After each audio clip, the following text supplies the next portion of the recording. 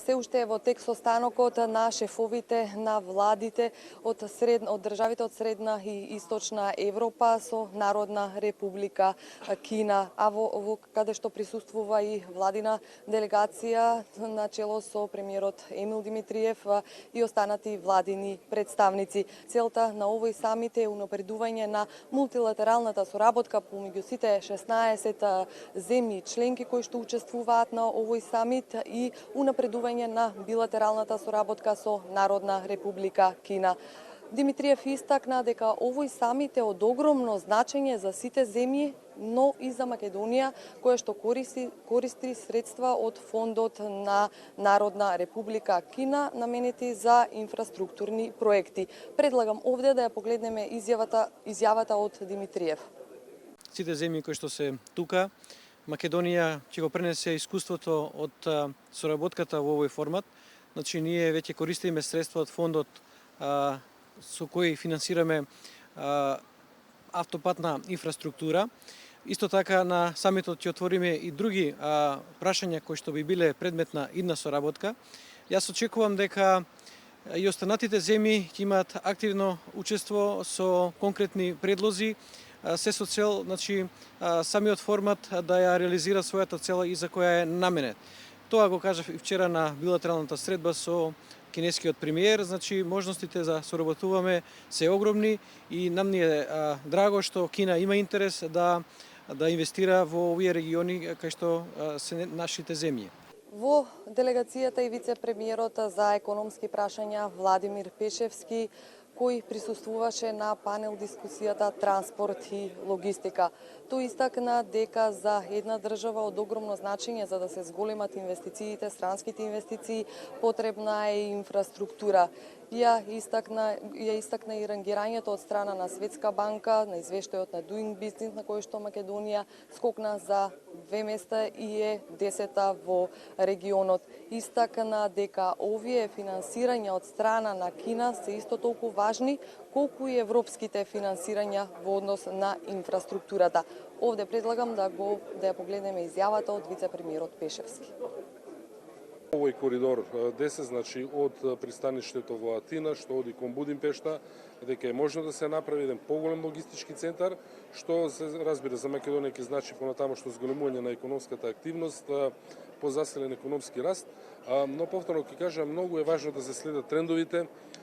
Она што го видовме на овој форум дека Народна република Кина развива една целосно паралелна рута која доаѓа од северот преку Балтичките држави со воз и подоцна се продира преку железничка мрежа во Централна и Источна Европа, но целта таа трговија по овој коридор се спушта повторно надоле и до Балканот и важно е да се воспостават овие контакти на време, бидејќи доколку не сте активни, сосема е можно да се случи да бидете исклучени. Мислам дека во тој дел успешно ја презентиравме Македонија. Се разбира, на овој форум ќе бидат остварени голем број на билатерални средби со компании, дел од Народна република Кина, дел што доаѓаат од регионот, не само од секторот транспорт и логистика, тука и од останатите сектори, и мислам дека нашето присуство тука долгороčno ќе биде позитивно за Република Македонија. Димитриев оствари билатерални средби со премиерот на Бугарија и со премиерот на Чешка. Со премиерот на Бугарија било констатирано дека е неопходно да се зголеми економската и трговска размена, како и да се интензивираат инфраструктурните проекти меѓу двете земји. Со премиерот на Чешка акцент било ставено во однос на поддршката на евроатлантската интеграција на Македонија. Предлагам овде да ја погледнеме изјавата од Димитриев. Средбите помина во позитивна атмосфера. Со премиерот на Бугарија Борисов разговаравме за теми кои што се претежно од економската сфера, како да ја подобриме трговската размена меѓу двете земји, како да направиме поквалитетна патна и железничка инфраструктура со која се поврзуваат двете земји. Можам да констатирам дека по многу прашања имавме конкретни разговори и пристапот на двете страни навистина беше целисходен.